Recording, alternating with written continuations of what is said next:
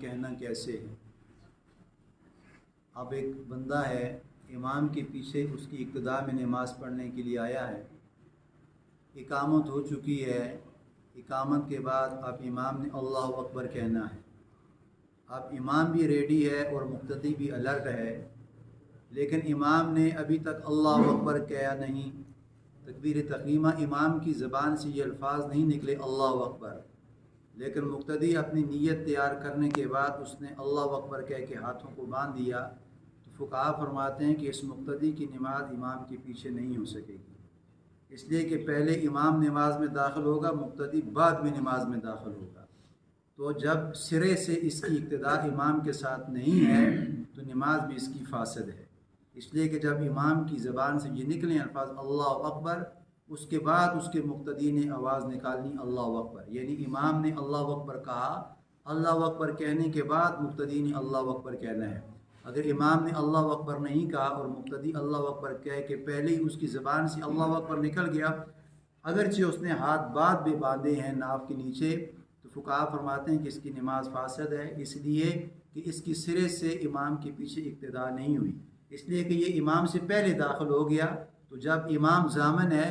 امام نے پہلے داخل ہونا تھا، مقتدی نے بعد میں داخل ہونا تھا، تو جب امتیازی طور پہ یہ امام سے آگے نکل گیا تو فقہا فرماتے ہیں کہ اس کی نماز سرے نو دوبارہ پڑھے گا، اس کی ابتدا مکمل اس کی نماز امام کے پیچھے نہیں ہوئی۔ لیکن دوسرا اسی مسئلے میں ہے کہ یہ وہ تکبیر تحریمہ والی اللہ اکبر ہے، لیکن ایک بندہ ہے، اب سمیع اللہ لمن حمیدہ ربنا لک الحمد، اس کے بعد جو رکوع میں گیا اللہ اکبر امام نے کہا، اب امام کی اللہ اکبر کہنے سے پہلے اگر مقتدی نے اس وقت اللہ اکبر پہلے کہہ دیا یا سجدے میں اللہ اکبر پہلے کہہ دیا، تو فقہا فرماتے ہیں کہ اس سے نماز اس کی فاسد نہیں ہوگی، اس لیے اس سے صرف یہ گناہ گار ہوگا، لیکن نماز میں کوئی فرق نہیں پڑے گا، اس لیے کہ اگر وہ پہلے بھی کہہ دی اس کے مقتدی نے تو اس سے فرق نہیں پڑے گا، لیکن وہ مقتدی گناہ گار ہوگا، اس لیے کہ امام ضامن ہے، آپ امام کے پیچھے نماز پڑھ رہی ہے، تو جب پہلے امام کہے گا مقتدی بعد میں کہے گا، لیکن رکوع والے میں یا سجدے والے میں اللہ اکبر اس نے پہلے بھی کہہ دیا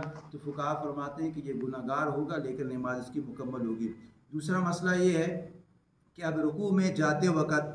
اور سجدے میں جاتے وقت، یعنی رکوع کی جو تسبیحات ہے سبحان ربی العظیم اور سجدے والی تسبیحات ہے سبحان ربی الاعلیٰ، اب یہ کتنی بار پڑھنا ضروری ہے؟ 3 بار پڑھنا ضروری ہے، 5 بار پڑھنا ضروری ہے، 7 بار پڑھنا ضروری ہے؟ لیکن فقہا فرماتے ہیں کہ جو رکوع کی تسبیحات ہیں اور سجدے کی تسبیحات ہیں، جو رکوع والی تسبیحات ہے سبحان ربی العظیم، یہ سنت ہے۔ اگر کسی نے کچھ بھی نہیں پڑھی، یعنی رکوع میں چلا گیا اور سمیع اللہ لمن حمیدہ کہہ دیا، اس نے رکوع کی ایک تسبیح بھی نہیں پڑھی، تو فقہا فرماتے ہیں کہ اس کی نماز مکمل ہوگی، اس لیے کہ رکوع اس نے فرض ہے تو فرض اس کا ادا ہو چکا ہے، سنت اس کی چھوٹ چکی ہے، تو سنت چھوٹنے سے نماز میں فرق نہیں پڑے گا۔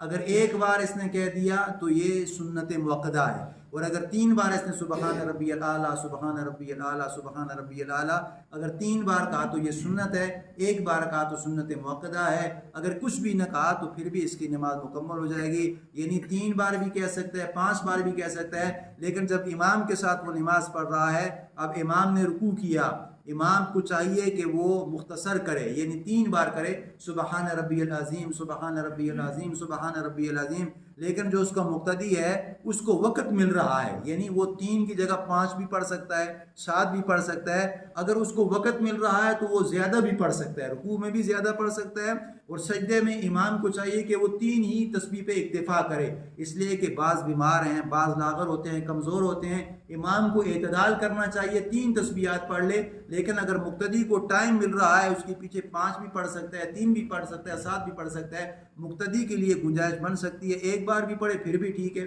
3 بار پڑھے پھر بھی ٹھیک ہے، 5 بار پڑھے پھر بھی ٹھیک ہے، یعنی اس کی گنجائش ہے، لیکن اگر انفرادی طور پہ بھی وہ نماز پڑھ رہا ہے، اگر 1 بار بھی پڑھ لی تو پھر سنت موقدہ ادا ہو جائے گی، اور 3 بار پڑھ لی تو یہ سنت ادا ہو جائے گی۔ اللہ سے دعا ہے کہ اللہ تعالیٰ ہمیں کامل اتباع نصیب